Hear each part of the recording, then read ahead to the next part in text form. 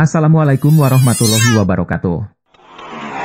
Assalamualaikum warahmatullahi wabarakatuh.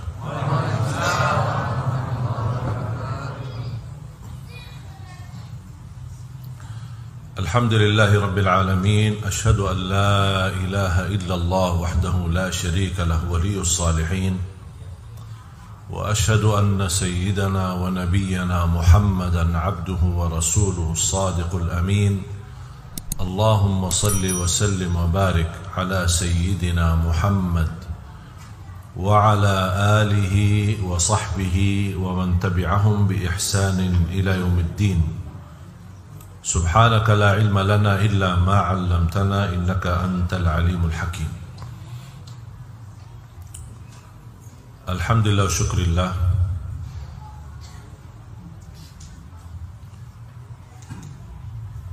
Atas kesempatan dan kemudahan pertemuan ini yang diberikan oleh Allah Subhanahu wa taala, karena segala sesuatu yang terjadi di muka bumi ini atas kehendak Allah Subhanahu wa taala.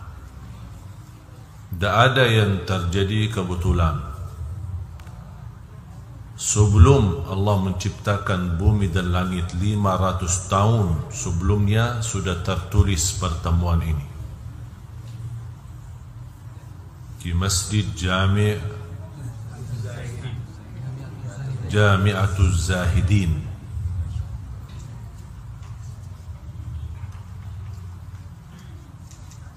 Para pengurus, takmir masjid, para imam, muazzin, para jamaahnya sekalian, semoga semua dimuliakan dan diberkahi Allah Subhanahu wa taala.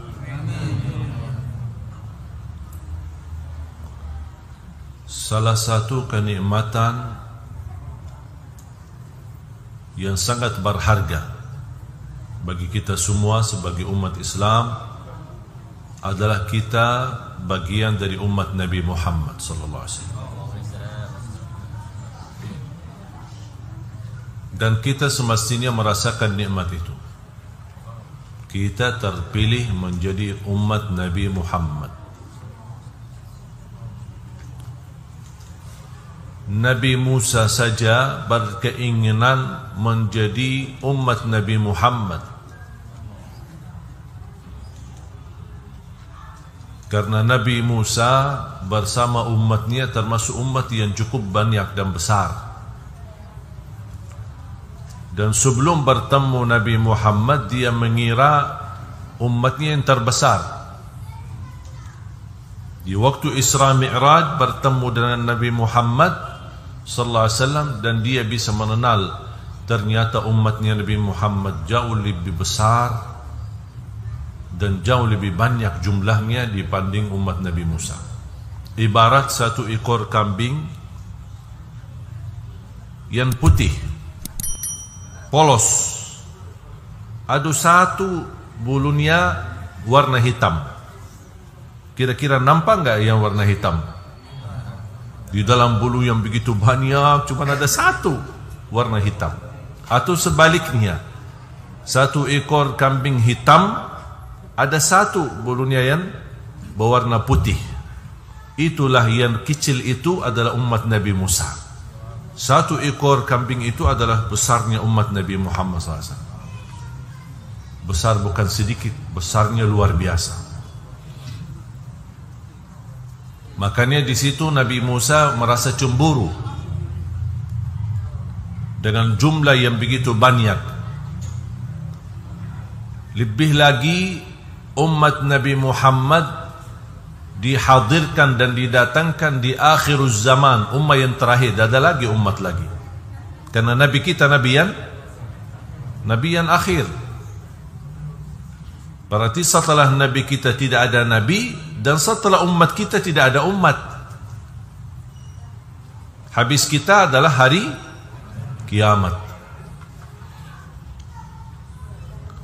Tetapi karunia Allah untuk umat Nabi Muhammad yang datang di akhir zaman atau paling belakangan, tetapi mereka terpilih pertama dari seluruh umat yang akan masuk surga.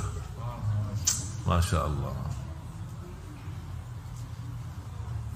Pertama yang diizinkan buka pintu surga adalah Nabi Muhammad sallallahu alaihi wasallam. Habis itu para nabi dan rasul satu persatu. Habis para nabi dan rasul, pertama orang yang masuki surga sesudah para nabi dan rasul adalah Sayyidina Abu Bakar. Dan Sayyidina Abu Bakar dari mana? Dari umat Nabi Muhammad. Dan seterusnya yang telah diberikan berita gembira oleh Rasulullah SAW menjaminkan mereka masuk surga, sahabatnya dan seterusnya sampai kita insya Allah bersama mereka. Habis sudah umat Nabi Muhammad, baru ummah-ummah yang lain.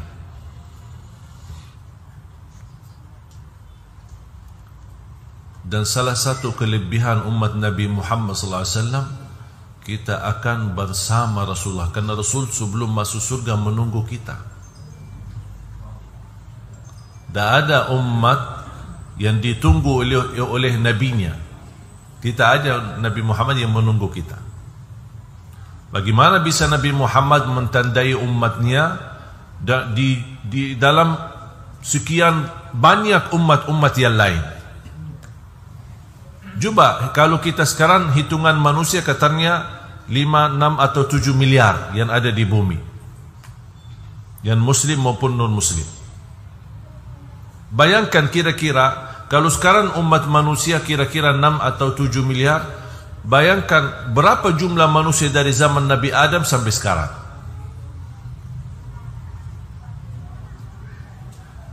Apalagi di masa yang akan datang kita tidak tahu berapa lama lagi.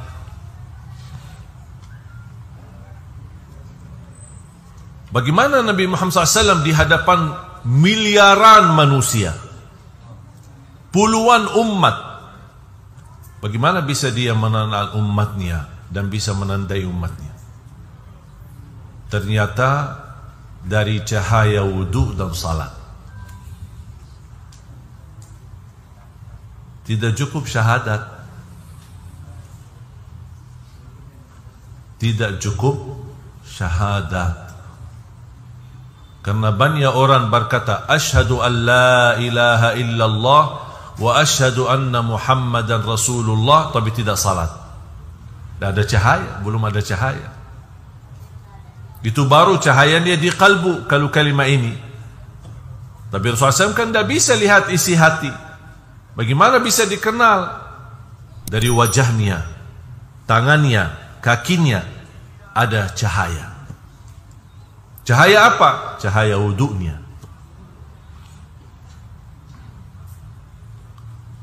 Dan tidak mungkin orang wudu tapi tidak salat. Ada enggak orang wudu tapi tidak salat? Suka jaga wudu tapi tidak pernah salat. Ada enggak? Mungkin ada orang salat tapi tidak wudu. Pernah enggak lihat ada orang salat tapi tidak wudu?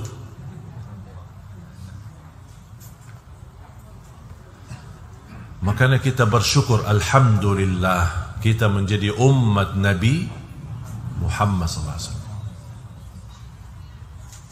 Makanya mohon Bapak Ibu jaga cahaya itu. Karena cahaya itu adalah hubungan kita dan tanda kita dikenal oleh Nabi kita Nabi Muhammad SAW.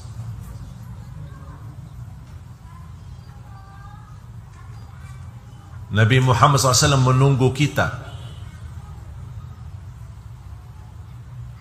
di hadapan pintu. Buat apa Nabi Muhammad menunggu? Pertama, Nabi Muhammad ingin memimpin kita masuk bersama-sama di surga. Yang kedua, Nabi Muhammad SAW ingin membagikan minum air Al-Kautsar. Inna a'tainakal kautsar. Apa itu Kautsar? Sebuah air dari surga, hanya didapat oleh Nabi Muhammad dan umatnya. Warnanya lebih putih daripada susu, manisnya lebih manis daripada madu. Tapi air, bukan susu, bukan jus, air. Tapi subhanallah, keajaiban. Tidak bisa dibayangkan. Air kok warna putih? Kok manisnya lebih daripada madu? Tidak bisa dibayangkan. Yang kita tahu, air itu ada rasa enggak? Tidak ada rasa. Kosong. Tapi nanti pada zaman SAW beda. Bukan hanya rasa dan warna, tapi memiliki khasiat yang tidak dimiliki oleh air lain. Apa itu? Siapa saja yang sekali minum dari tangan Nabi Muhammad sallallahu alaihi wasallam nanti di hadapan surga tidak akan butuh air lagi dan tidak akan haus lagi selama-lamanya. Subhanallah. Kita berapa kali haus? Minum air, haus lagi, minum air, haus lagi. Hari ini minum aqua, besok minum apa lagi, semua sama, haus lagi. Biar beli air yang mahal, haus lagi. Makanya jamaah sekalian, saya mohon tolong jaga cahaya itu. Jangan sampai kita memadamkan cahaya itu sendiri. Karena nanti di hari kiamat Nabi Muhammad tidak akan minta KTP Bapak Ibu, tanda kenal. Tidak ada KTP. Oh, tanggal lahir tahun 70. Berarti ini zaman-zaman belakang aku, kata Rasul. Tidak ada. Dan tidak perlu kita teriak, ya Rasulullah, ini saya umatmu, aku cinta kepadamu. Tidak perlu. Bagaimana bisa? Harus ada bukti. Bukan suara, bukan KTP, tapi bukti cahaya yang ada di tubuh badan kita. Wajah kita, tangan kita, kaki kita bersinar. Rasulullah sallallahu alaihi wasallam bersabda di hadis yang sahih, "Basyirul masyaina fi dhulami ila al-masajid bin nuri tam yaumal qiyamah." Berilah berita gembira bagi orang-orang yang suka datang ke masjid di saat gelap, akan Allah ganti dengan cahaya yang sempurna hari kiamat.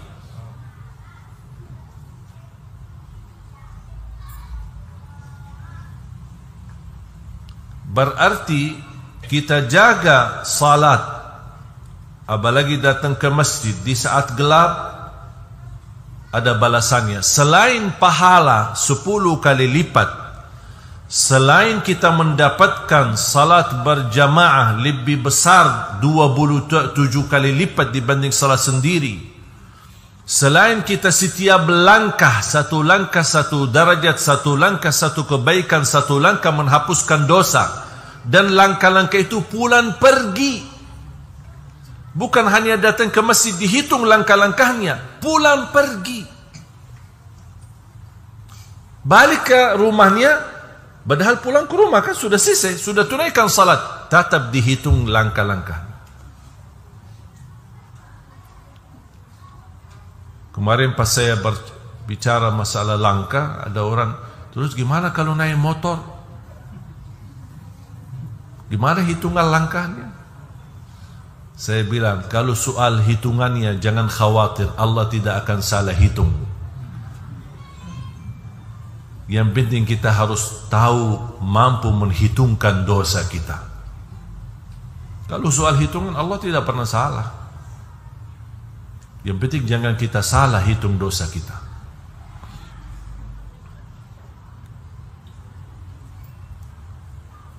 Jamaah sekalian dimuliakan Allah Subhanahu wa taala. Selain itu semua dapat bonus cahaya. Cahaya yang sempurna di hari kiamat. Ke masjid di salat subuh gelap enggak? Gelap. Tapi mau datang. Salat Isya gelap enggak? Gelap. Tapi mau ke masjid. Makanya perjuangan ini, apalagi salat subuhnya, perjuangan ini Allah hargai. Biasanya manusia suka ada rasa tidak nyaman. Mungkin tidak semua sama, mungkin ada yang takut, tapi saya kalau kita bicara umum tidak nyaman jalan di waktu gelap. Apalagi orang kampung bisa lewat sawahnya atau lewat kebunnya, tidak ada jalan terang, tidak ada lampu, tidak ada listrik, tidak ada ini, merasa tidak nyaman. Tapi tetap mereka melangkah ke masjid. Maka coba lihat bapak-bapak, ibu-ibu yang usia lanjut, atau orang tua kita barangkali yang sudah tidak ada, kakek nenek kita, sampai usia tua sehat mereka. Karena mereka tidak pernah tinggalkan salat dan tidak pernah tinggalkan ngaji bersama-sama. Kita biasa yasinan malam Jumat, mereka setiap malam yasinan.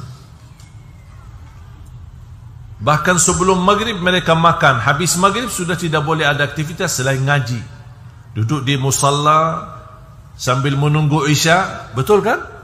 Itu yang terjadi masa dulu. Kita sama juga, sibuk habis maghrib nonton sinetron, sama-sama sibuk. Makanya kita terbeban banyak persoalan, banyak masalah.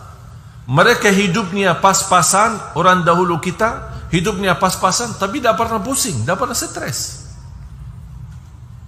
Mungkin bahasa galau aja baru-baru muncul.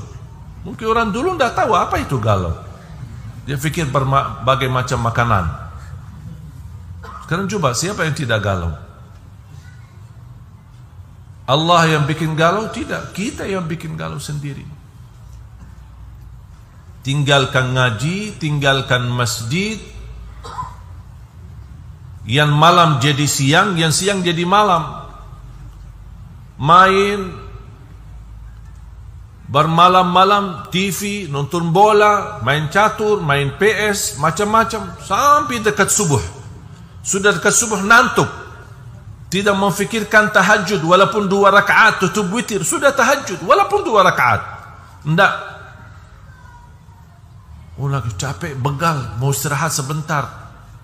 Kalau alasan salat subuh, bangun sudah kesiangan, ya Allah maafkan ketiduran, kurang ajar manusia. Itu kerjaannya sama Allah. Habis itu dia tanya, kenapa kok doa saya tidak dikabul? Hajat saya belum tuntas. Dia fikir perilakunya seperti ini setiap hari, dan dia pergi ke Habib, pergi ke Kiai, pergi ke makam sana, makam sini, minta dikabulkan. Tak bakal. Tak bakal. Tak bisa tawassul dengan para wali kalau perilakunya seperti ini. Usahakan berlaku sama seperti para wali, baru tawassulnya berguna, bermanfaat. Kita harus berbuat baik. Kita tidak boleh menggantungkan kebaikan, karena para wali tidak bisa mewakili kita salat. Tidak bisa kita datang kepada seorang habib atau seorang kiai, Pak, saya malas salat, saya wakili Bapak, tolong salatkan. Kata Habib, insyaAllah saya kalau untuk mewakili kamu salat tidak bisa. Kalau mau disalati saya bisa.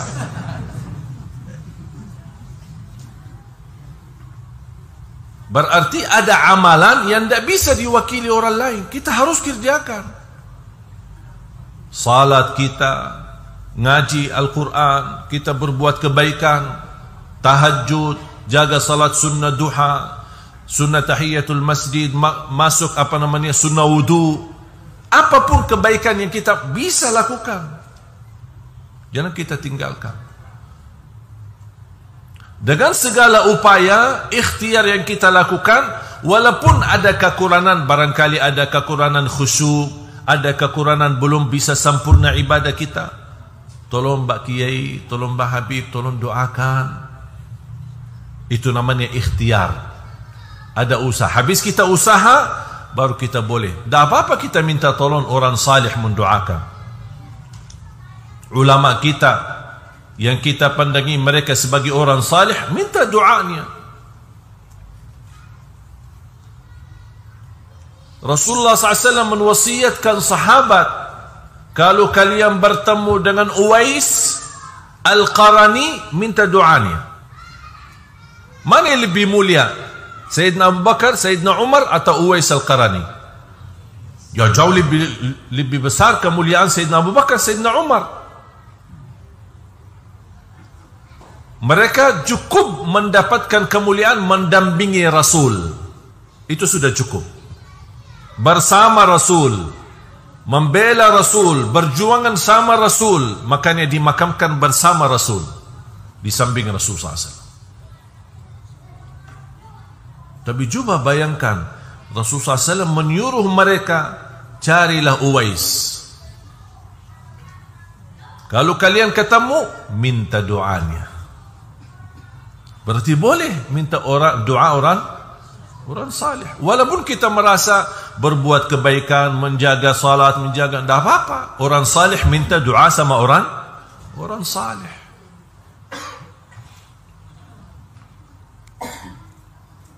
Apalagi di masa sekarang, di zaman global fitnah, kita sangat membutuhkan doa. Saya biasanya kalau setiap pimpin jamaah umrah, hampir saya haruskan setiap jamaah ketika kita tawaf maupun sa'i, dan saya mendampingi mereka ketika kita berjalanan umrah atau haji, saya sampaikan, mohon jangan lupa doakan Indonesia di setiap tawafmu dan sa'i Safa Marwah. Doakan Indonesia. Minimal khususkan 1 kali tawaf, 1 kali sa'i Safa Marwah, 1 kali aja, 1 kali tawaf atau sa'i kita khususkan untuk negeri kita Indonesia. Karena negara kita juga butuh doa. Kemarin pas hari Merdeka kan ada tayangan di TVRI. Saya bersama Ustaz Yusuf Mansur doa untuk negeri. Di samping kita tausiah, sekalian kita doakan. Apalagi zaman sekarang, zaman fitnah, serba salah, bersoalan ekonomi, bersoalan politik. Kita doakan daripada kita hujat, kita lawan pemerintah, kita berbuat masalah, tidak ada habisnya. Tapi kita doakan. InsyaAllah dengan doa kita Allah rubah nasib menjadi lebih baik. Mungkin kalau ada yang merasa masa sekarang belum ada perubahan, InsyaAllah datang satu zaman berubah semua. Tak mungkin semua kegelapan itu selama-lamanya. Sepanjang kegelapan itu pasti ada satu saat terbitnya matahari. Tak mungkin malam itu selama-lamanya. Sabar, kita tunggu dan kita doakan. Masih banyak ada orang-orang di pimpinan di negeri kita ini, InsyaAllah orang yang baik, orang yang salih, orang yang taqwa. Mungkin mereka belum berkesempatan, mungkin doa kita kurang kencang. Kita doa, jangan putus asa. Doa untuk Indonesia, untuk presiden kita, wakil presiden kita, para pimpinan negeri kita, semua kita doakan. Allah berikan hidayah, Allah pimpinlah mereka agar mereka mencintai ulama, menghormati ulama, membela rakyat, memuliakan rakyat, memakmurkan negeri kita Indonesia. Kita doakan.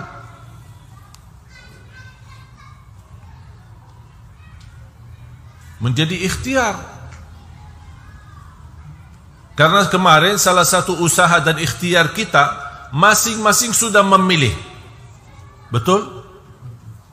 Ada yang merasa tidak sesuai pilihannya, ada yang merasa sesuai pilihannya, ada yang merasa gagal, ada yang merasa kecewa. Berbagai macam perasaan muncul. Tapi bagaimana? Sudah selesai. Mau tidak mau, ini keadaannya. Terus jalan keluarnya, doa. Bukan membuat bermusuhan, saling menjatuhkan, saling menhujat. Terus sampai kapan? Sedangkan kita lihat, coba lihat saudara kita di negara Arab, di Timur Tengah, gimana kondisi? Suriah habis, Libya habis, Yaman habis, Sudan, Irak yang dikenal negara yang berminyak, yang terkaya, mata uangnya lebih mahal, sekarang tidak ada nilainya. Bahkan kalau ada orang bawa mata uang Irak, dinar, namanya dinar Irak, tidak terima, takut. Semua berubah. Tapi sayang sekali dan kasihan, keadaan mereka berubah tapi menjadi lebih buruk. Yang kita harap keburukan yang ada berubah menjadi lebih baik, bukan lebih buruk. Betul?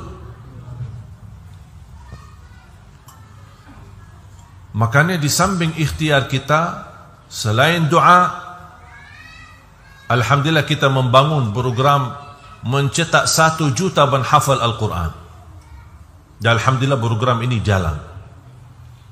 Dan alhamdulillah didukung oleh banyak para pejabat kita, para pimpinan negeri kita, banyak yang alhamdulillah mendukung, para kiai, para habaib, sangat membantu program ini. Dan insyaAllah termasuk membangun 100 markas untuk binaan 1 juta penghafal Al-Quran. Di antaranya insyaAllah di Tanah Riau ini. Dan selalu saya berdoa, ya Allah, aku mohon jangan cabut nyawa saya sampai terwujud 1 juta penghafal Al-Quran untuk Indonesia. Orang berkata Makkah dan Madinah pusatnya kedatangan Islam. Saya jawab, Indonesia pusatnya kebangkitan Islam untuk dunia. Harus kita percaya, jumlah kita bukan sedikit. Jumlah kita umat Islam terbesar di dunia. Tahu nggak arti terbesar di dunia? Sangat diperhatikan Indonesia.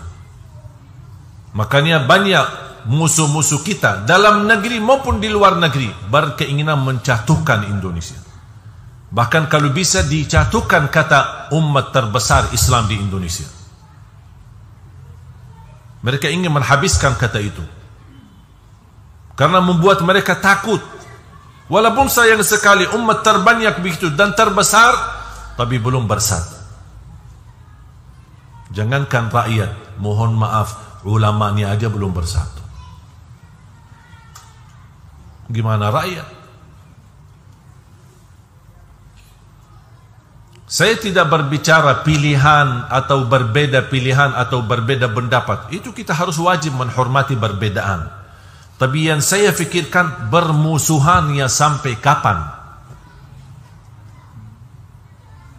Saya punya pendapat A, Bapak Ibu punya pendapat B. Harus kita saling menghormati. Karena pandangan saya melihat A lebih baik, pandangan Bapak Ibu melihat B lebih baik, kenapa kita ribut? Kenapa saya maksa Bapak Ibu harus tunduk kepada pilihan saya? Harus Bapak Ibu tunduk kepada apa yang saya melihat. Karena juga Bapak Ibu berhak melihat, berhak mempandangi, punya pandangan. Makanya kita harus belajar menghormati perbedaan. Yang terjadi di Indonesia bukan soal perbedaan, tapi soal permusuhan. Itu yang saya khawatirkan. Karena mengakibatkan mungkin kita bisa selamat, tapi yang menjadi kurban nanti anak-anak kita. Dan kalau kita lihat, dan silahkan Bapak Ibu buka di Syekh Google. Kenalkan Syekh Google? Lihat berita-berita di negeri Arab. Kok bisa terjadi seperti ini? Ada orang berkata karena sunnah sama Syiah. Ada orang berkata gara-gara Yahudi sama ini. Ada orang tidak ada semua, tidak ada. Satu alasan yang membuat kacau balau di Indonesia, di negeri Arab sana, di Timur Tengah, adalah kepentingan politik.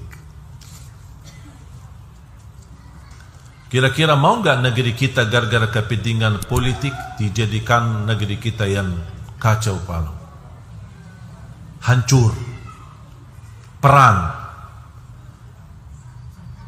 saudara lagi, sama-sama muslim, Allahu Akbar tapi bunuh,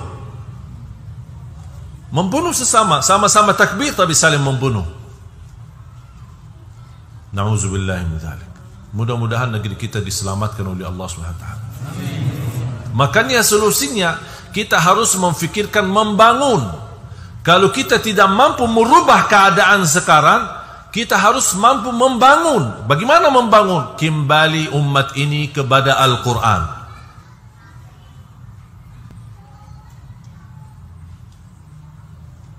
Ada orang teriak, kita mau kembalikan khilafah, harus kita bangun khilafah. Suruh baca suratul Fatihah aja tidak bisa. Membangun khilafah, Al-Fatihah aja tidak bisa benar. Masih salah baca Al-Fatihah. Umat ini tidak bisa ditolong oleh Allah selain dengan Al-Quran.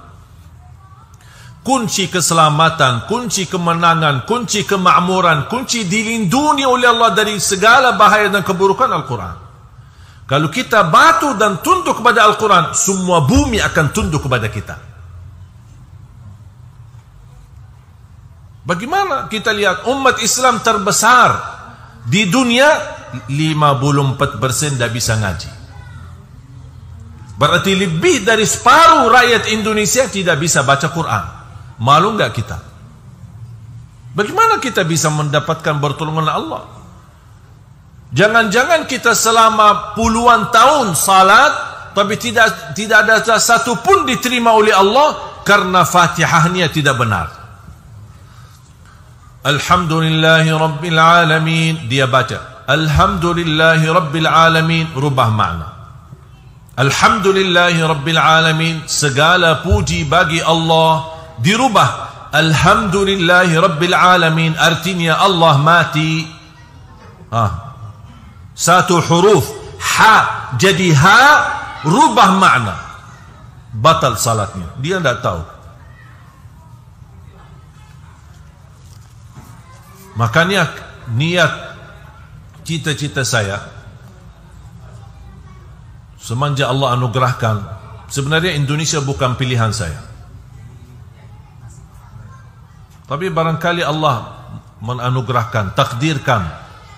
Saya diundang pertama kali 2008 untuk jadi imam tarawih di Jakarta, di salah satu masjid besar, Masjid Agung Sunda Kelapa. Dari situ alhamdulillah menjadi imam tarawih, nampaknya senang jamaah dan semakin ramai, sampai heboh di media, di TV dan lain-lain. Waktu itu saya belum bisa bahasa Indonesia, cuma satu kalimat, bagus. Bagus. Alhamdulillah dapat diundang lagi. Nampaknya jamaah senang, tersentuh. Akhirnya minta sama pengurus masjid, kami minta lagi imam itu dari Madinah. Alhamdulillah 2009 saya jadi imam lagi, 2010 jadi imam lagi. Sering bola-balik ke Indonesia sampai saya merasa betah di Indonesia, jatuh cinta Indonesia. Alhamdulillah di situ 2008, 2009 mulai belajar. Walaupun masih ingat pertama kalimat yang saya belajar, apa kabar, bagus, mau kemana, aku cinta kepadamu. Itu aja yang saya hafal, tapi belum tahu artinya waktu itu. Itu aja, setiap ketemu orang, Assalamualaikum, apa kabar, bagus, mau kemana, aku cinta kepadamu. Orang bingung, apaan ini? Tapi alhamdulillah karunia dari Allah. Dan saya yakin apa yang saya dapat di Indonesia, di tanah air kita ini, karena berkahnya Al-Quran. Mohon maaf, siapa Ali Jabir? Siapa Ali Jabir? Hamba Allah biasa. Tapi karena ini dikenal. Bukan karena keluarga Ali Jabir, bukan karena salah satu paman saya adalah imam besar Masjidul Haram, dikenal Ali Jabir di Indonesia. Tidak ada kaitan. Bukan karena nasab, bukan karena keturunan, bukan karena siapa-siapa, tapi karena berkahnya Al-Quran. Karena setiap bapak ibu barangkali menonton di acara TV membawa Al-Quran. Acara Hafiz Indonesia kan bersama Al-Quran, menjadi acara favorit. Yang ketika mulai acara ini, banyak taruhan berkata tidak bakal lama acara ini, paling 1 tahun 2 tahun, habis itu tidak muncul lagi. Dan alhamdulillah bisa kita tunjukkan sampai titik ini masih acara Hafiz Indonesia menjadi acara yang terbaik di seluruh acara TV. Dan kita lihat anak-anak kita, jangankan membanggakan kita sebagai rakyat Indonesia, sampai di luar negeri diundang. Dan rata-rata anak di bawah 10 tahun. Dan semakin tahun berjalan, semakin jalannya acara ini, kita semakin semangat untuk berlomba-lomba untuk mewujudkan dan mencetak 1 juta menghafal Al-Quran. Dan alhamdulillah sudah menjadi kenyataan. Dan belakangan ini puluhan bahkan ratusan sudah betapa luar biasa perhatian umat kepada Al-Quran. Makanya saya berkata ini kesempatan. Banyak kami terima wakaf, berubah tanah, wakaf berubah rumah, ada yang membayarkan tunainya, ada yang menitipkan emasnya, macam-macam. Luar biasa semangatnya jemaah untuk Al-Quran. Makanya Allah balas, Allah lahirkan anak-anak penghafal Al-Quran. Dan mudah-mudahan ada di antara mereka adalah anak bapak ibu. Ketika saya melihat sebuah video di YouTube, Presiden Turki ke negeri Inggris, ada kunjungan. Dah tahu saya lupa tahun berapa, beberapa tahun yang lalu, Presiden Turki Erdogan dia pergi ke Inggris. Habis selesai kunjungan, bertemu dengan Raja Inggris dan Perdana Menteri Inggris, dia mampir ke salah satu daerah yang banyak umat Islam. Sekalian beliau meresmikan masjid termegah dan termewah di Inggris, di kota London. Dia resmikan. Sampai air hujan itu dimanfaatkan dan disalurkan menjadi air wudu. Ada alat, dipasangkan alat dan salurannya yang sangat canggih. Kemudian mereka bikin air itu bisa dimanfaatkan buat tanam-tanaman dan sekalian buat wudu.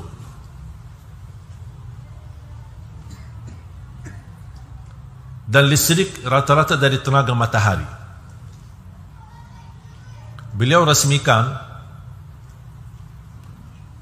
yang membuat saya bangga ketika di acara peresmian masjid tersebut diresmikan langsung oleh Presiden Turki di tanah negeri Inggris.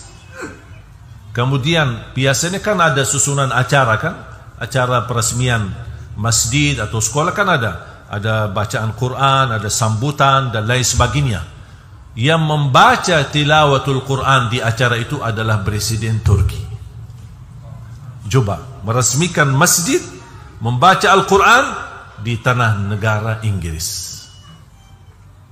Kira-kira rakyat Turki bangga tidak? Dan saya baca data dan sejarah kehidupan beliau, ternyata dia anak santri. Dan saya yakin tidak ada yang memiliki pesantren lebih besar dan lebih banyak daripada Indonesia. Indonesia terbesar pesantren di mana-mana. Makanya alhamdulillah kami bekerja sama dengan banyak pihak-pihak di Jawa. Alhamdulillah sudah membangun puluhan rumah tahfiz, beberapa pesantren, dan kemarin saja baru kita telah membangun pesantren baru di Cipanas, menjadi juga bagian dari 100 markas. Dan setiap anak-anak dan pemuda-pemudi di bawah binaan kami tamat hafal 30 juz, kami hadiahkan umrah. Tujuannya sebenarnya bukan umrah, tapi saya punya tujuan lain. Saya ingin anak-anak kita bisa setor hafalan dan bacaan di hadapan para imam besar di Tanah Suci. Karena saya ingin mereka diakui, jangan hanya di Indonesia, tapi juga di Tanah Suci. Alhamdulillah rata-rata yang kami kirim ke sana, mereka berdiam di sana, setor hafalan, dan mereka kembali ke tanah air. Masing-masing sudah membawa sertifikat ijazah sanad yang sudah dibenarkan bacaannya, dibenarkan hafalannya, dan diizinkan menjadi guru ngajar karena bacaannya benar. Karena saya ingin tidak boleh banyak hafal tapi bacaannya kacau. Banyak orang hafal tapi bacaannya tidak benar. Saya tidak mau itu. Makanya terbangun program dari 5 metode. Baca Al-Quran dengan benar, perbaiki huruf. Yang kedua, tahsinut tilawah. Yang ketiga, menindahkan suara sama tajwid, walaupun suara kita membuat orang lain sakit kepala. InsyaAllah ada ilmunya bagaimana bisa menindahkan suara kita. Yang keempat adalah menguatkan hafalan, karena banyak keluhan jamaah, kita bisa hafal tapi cepat lupa. Ada enggak obatnya? Ada solusinya. Baru masuk ke metode inti, membaca Al-Quran di dalam salat maupun di luar salat sesuai bacaan Nabi Muhammad sallallahu alaihi wasallam. Iman ada ilmunya? Ada ilmunya. Mana ayat yang buat Nabi Muhammad nangis? Mana ayat yang membuat Nabi Muhammad senyum? Mana ayat membuat Nabi Muhammad berdoa dan bermunajat? Mana ayat yang Nabi Muhammad SAW mengulanginya berkali-kali sepanjang malam sampai terbitnya subuh dan menangis? Mana ayat yang membuat Nabi Muhammad takut? Mana ayat yang membuat Nabi Muhammad lebih khusyuk? Mana ayat yang dibacakan dalam salat sunnah? Mana ayat yang dibacakan di salat wajib, subuh, Jumat, apa saja? Semua sudah dijelaskan. Dan ini ada ilmunya. Makanya terbangun program 1 juta menghafal Al-Quran, karena saya mempandangi Indonesia adalah insya-Allah menjadi subur untuk melahirkan 1 juta menghafal Al-Quran. Program ini masih panjang, tapi terus kita berjuang. Karena saya memiliki keyakinan sepanjang apapun jarak perjalanan, kalau kita melangkah pasti akan sampai. Yang menjadi persoalan kalau tidak melangkah, melihat jauh, banyak, udah diam di tempat, tak bakal tercapai. Tapi sejauh apapun, anggap ratusan kilometer, kalau tidak melangkah, tidak ikhtiar, tidak usaha, tak bakal sampai. Dan inilah tujuan program 1 juta menghafal Al-Quran. Dan insya Allah akan datang satu waktu, akan keluar sebuah pengumuman. Imam besar salat Idul Fitri dan Idul Adha, imam dan sekaligus khatib adalah Presiden Republik Indonesia. Wallahi saya yakin. Kenapa saya yakin? Karena pengalaman saya selama di Indonesia bersama Al-Quran, tidak pernah merasa gagal. Tidak pernah merasa gagal. Dan saya lihat sendiri, alhamdulillah, banyak para pimpinan di daerah-daerah adalah mereka menghafal Al-Quran. Gubernur, bupati, wali kota, banyak saya kunjungi silaturahim. Ketika kami safari dakwah, saya bertemu dengan para pimpinan, alhamdulillah mereka sudah menghafal Al-Quran. Salah satunya Gubernur NTB, dan banyak kabupaten-kabupaten yang lain. Dan alhamdulillah, rata-rata dari mereka, walaupun ada yang saya bertemu, para pimpinan ini, para pejabat dari yang diberikan amanah, mereka ketika saya bertemu, walaupun mereka tidak hafal, tapi jiwanya jiwa Al-Quran. Banyak daerah yang saya kunjungi dari kabupaten, semua rata-rata program mereka perhatian kepada Al-Quran. Bagaimana Al-Quran? Tolong diajak kerjasama untuk kita membangun desa kita, membangun kampung kita. Dan ini kalau kita tidak bersatu bersama-sama, tidak bisa kita bangun. Mohon maaf, saya bukan dari keturunan Raja Salman. Saya bisa tuntaskan semua. Kita bersama-sama, ayo kita sama-sama membangun. Ayo Bapak Ibu, ayo mari-mari kita ikhlas tulus untuk melipatkan diri kita dalam program ini. Barangkali kita gagal menjadi penghafal Al-Quran, tapi saya percaya dan yakin, insya Allah kita bersama, dari tenaga fikiran, dari tenaga fisik, dari keilmuan, dari sisa harta kita, nafkah, sedekah, zakat, apapun, seberapapun, insya Allah semuanya akan menjadi saksi baik, dan mudah-mudahan tertulis nama kita di hari kiamat sebagai Ahlul Quran. Wallahi Al-Quran indah, nikmat. Saya kemarin ketika membaca Al-Quran, dan alhamdulillah menkhatam berkali-kali, saya cari satu kata, apa ya kira, apa yang saya rasakan, ingin saya sampaikan kepada jamaah. Tapi kadang-kadang sesuatu perasaan ini, indahnya, manisnya ini, tidak bisa diungkap, tidak bisa disampaikan.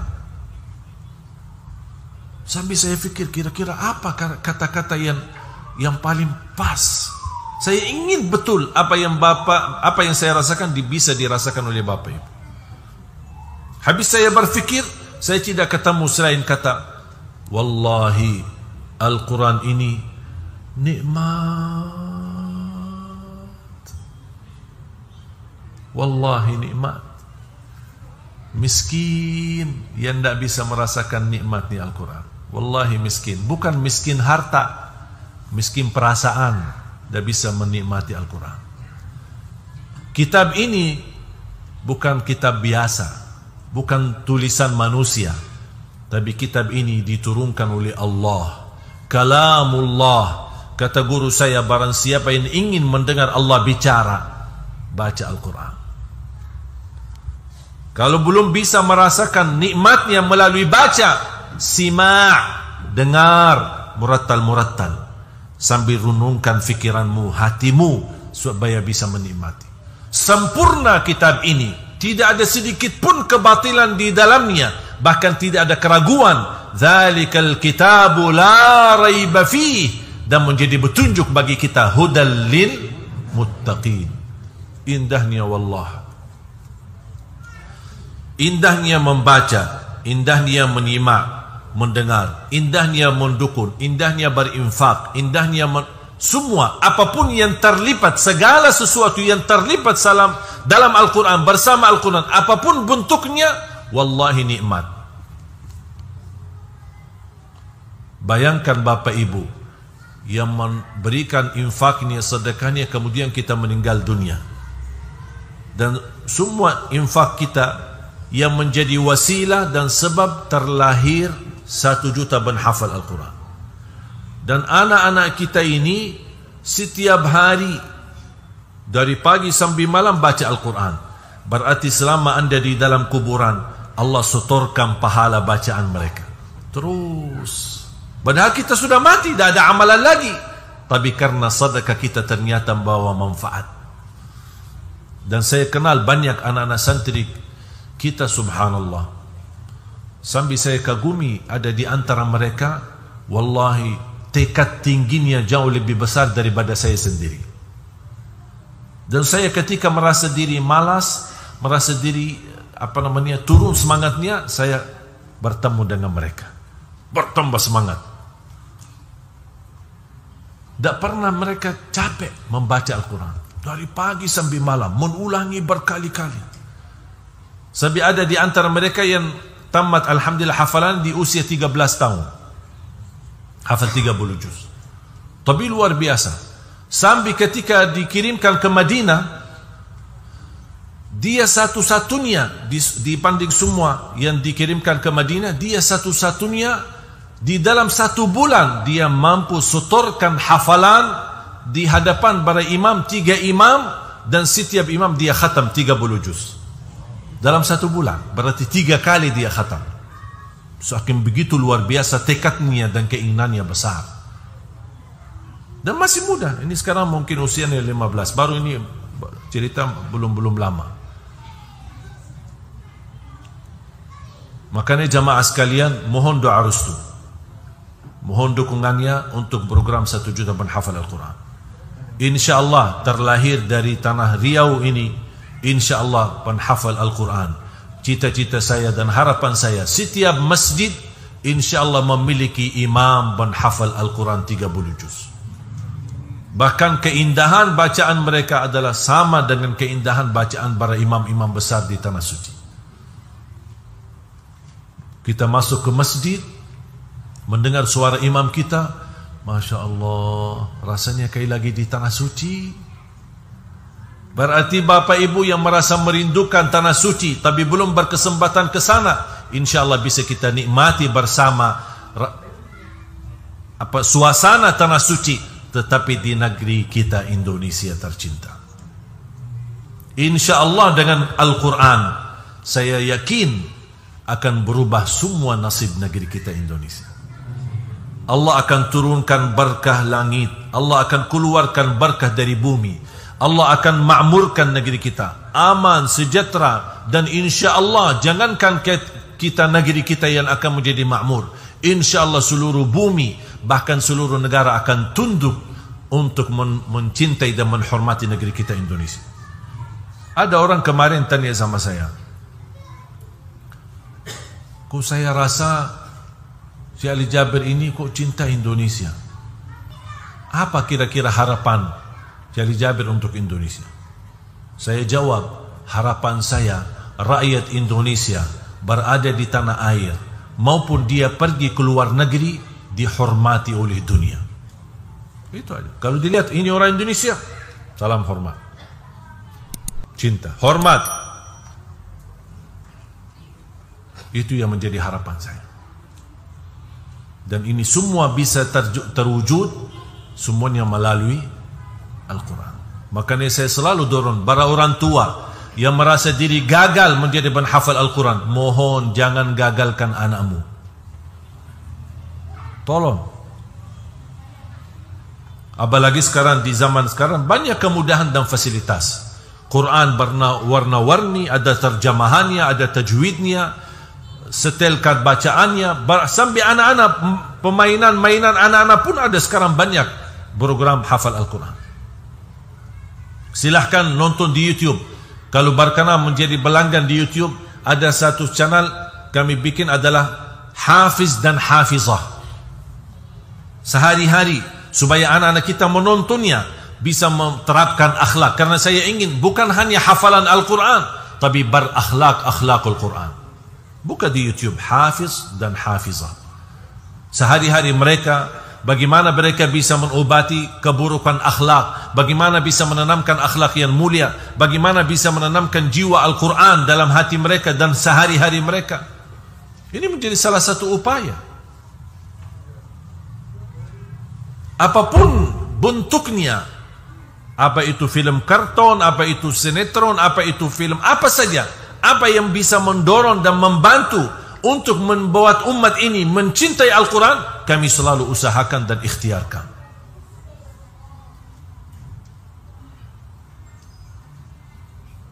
Sampai insya Allah kita akan masih sempat kita berdialog dengan sahabat saya Raffi Ahmad.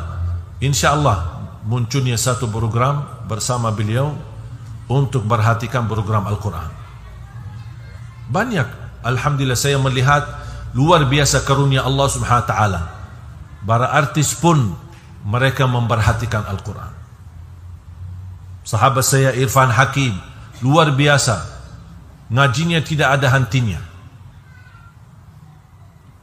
Walaupun beliau tidak pernah menampakkan diri dalam ketika mengaji, saya sering memperhatikan.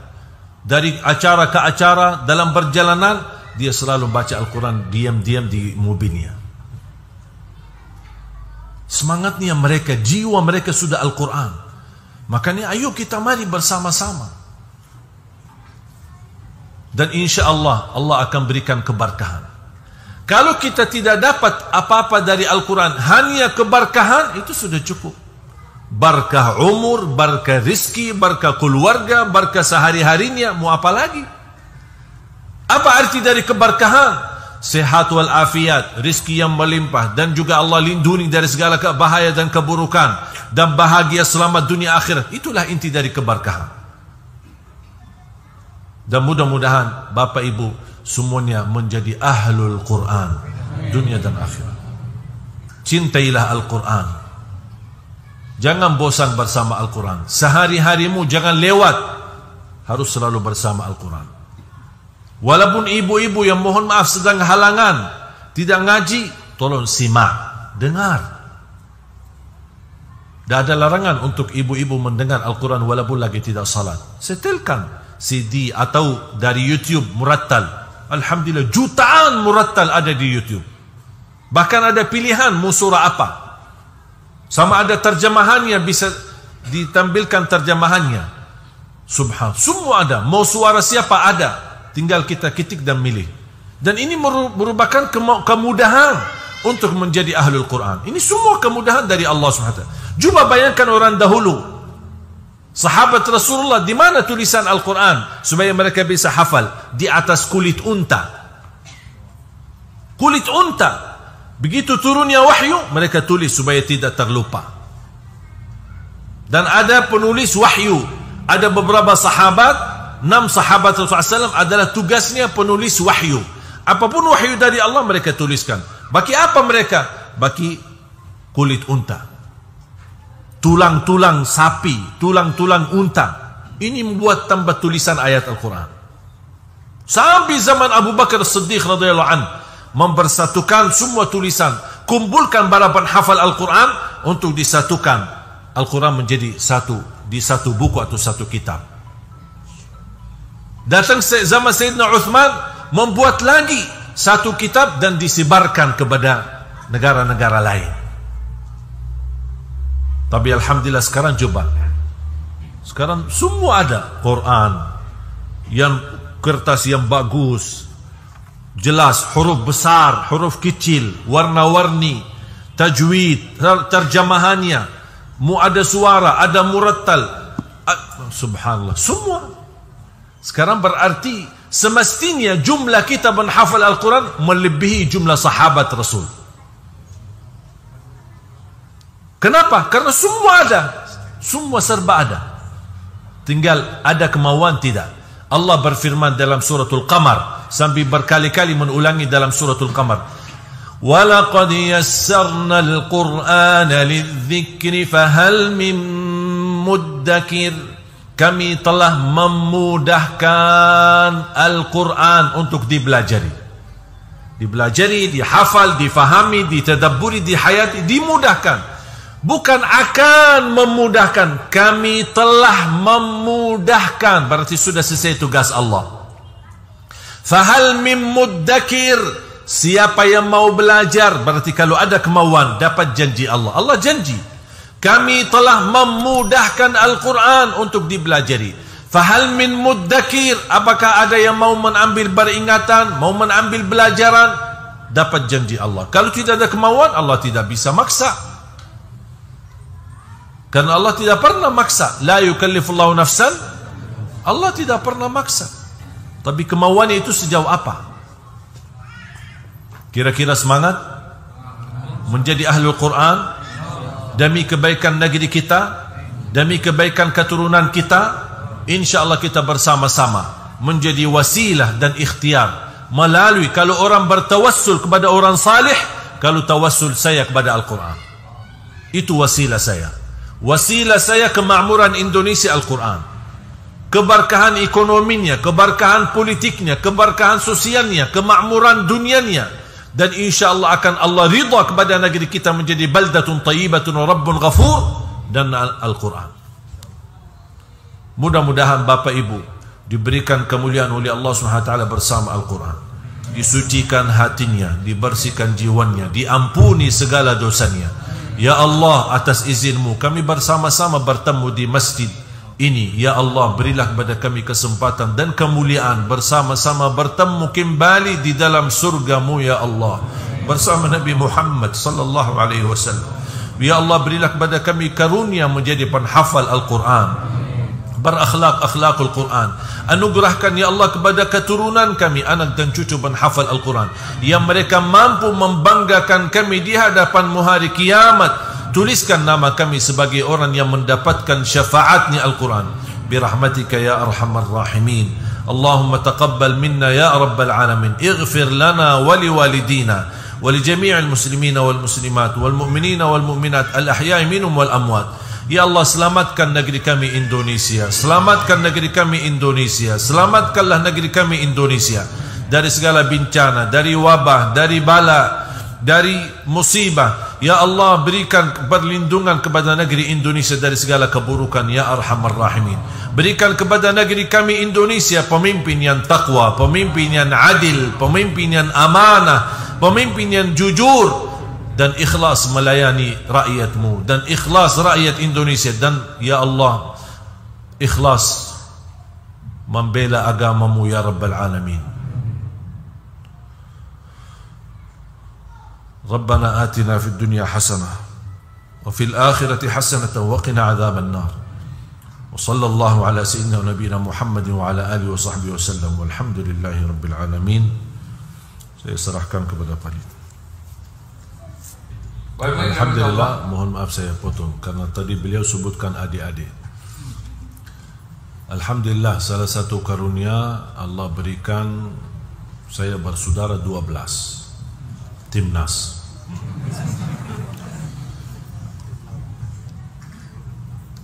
Alhamdulillah, dari 12 9 laki 3 perempuan, sudah ada 10 penghafal Al-Quran 30 juz.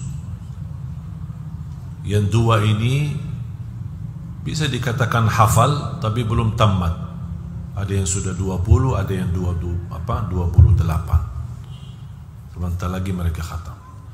Dan ketika saya ke Indonesia dan melihat betapa luar biasa kebutuhan umat Islam di Indonesia, khususnya dalam hal agama, apalagi Al-Quran, saya pernah menawarkan adik-adik saya, mau nggak kira-kira pindah, berhijrah dari tanah suci ke tanah air.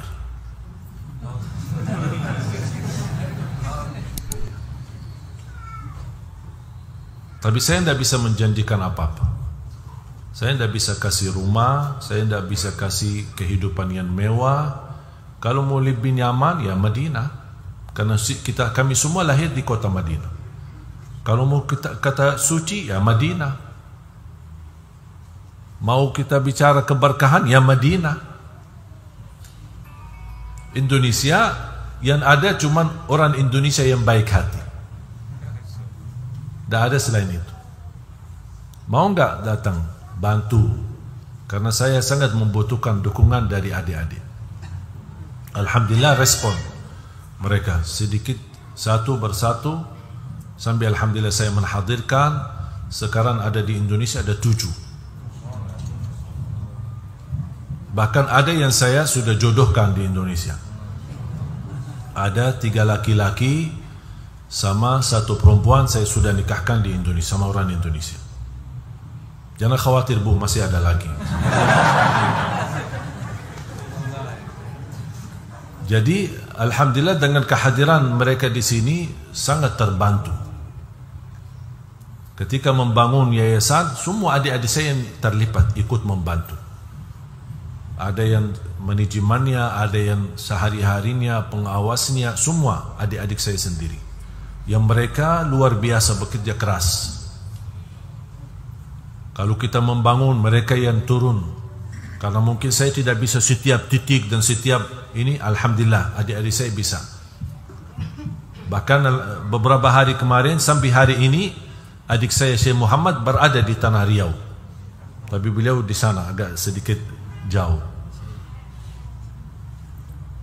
Dan alhamdulillah ini semua karunia dari Allah. Sekarang saya juga menghadirkan ayah sama ibu.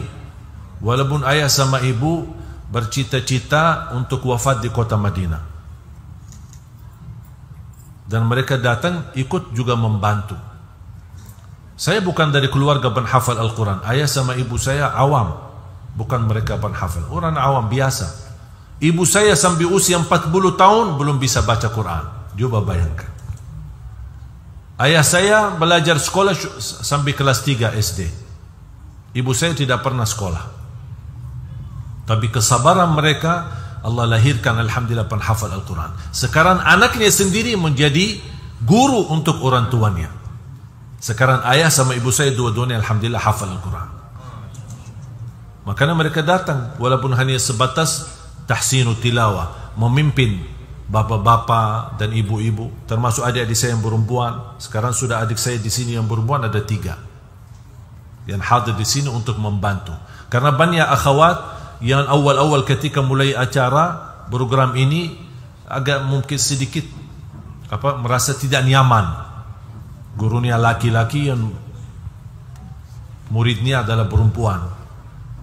Dia merasa tidak nyaman. Banyak alhamdulillah yang sudah hafal, tapi makanya kita hadirkan adik-adik. Alhamdulillah mereka bisa bersama-sama perempuan, sama-sama perempuan, dan mereka bisa banyak belajar. Mohon doa restu. Sekarang saya lagi rayu adik saya. Dia sudah doktor di Masjid Nabawi, dan beliau sebagai sangat mendalami ilmu hadis dan ilmu warisan, faraid, ilmu warisan. Beliau luar biasa hafal, sangat hafal. Jadi kalau ada pertanyaan dari jamaah kepada saya selalu tanya sama dia. Padahal dia adik saya nomor 9. Tapi ilmunya lebih besar daripada saya. S2 2 kali. Kemudian sampai ke S3. Dan sampai sekarang dia belum nikah. Dia lebih banyak hobinya ilmu, nikah sama ilmu. Sekarang usianya 33, 34. Saya sedang merayu dia untuk datang. Diberikan kepercayaan oleh kerajaan kursi ulama di Masjid Nabawi untuk menajar. Dan saya bilang saya kasih juga kursi Indonesia, bukan kursi ulama. Tapi mau ke sini datang untuk ikut membantu. Mudah-mudahan insyaAllah beliau mau.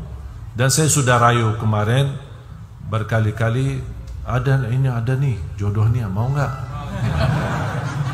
Kita mancing dia. Padahal saya tahu dia kurang minat untuk menikah, ndak begitu. Dia lebih banyak memperhatikan dakwah dan ilmu agama. Doakan mudah-mudahan mana yang kita bisa, insyaallah. Ini semua demi kebaikan untuk negeri Indonesia.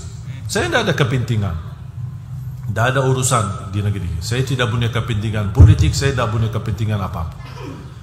Bahkan cita saya, Allah Subhanahu wa taala boleh ya Allah cabut nyawa saya ketika sudah 1 juta penghafal Al-Quran menjadi kenyataan dan terwujud, tidak apa-apa, cabut nyawa saya, mau apa lagi? Itu yang menjadi harapan saya. Mudah-mudahan itu juga menjadi harapan Bapak Ibu, supaya kita bersama-sama menjadi ahlul Quran di dunia dan di akhirat. Amin ya rabbal alamin. Jazakumullahu khairan. Semoga bermanfaat yang sudah subscribe. Semoga diberikan kesehatan dan keberkahan. Wassalamualaikum warahmatullahi wabarakatuh.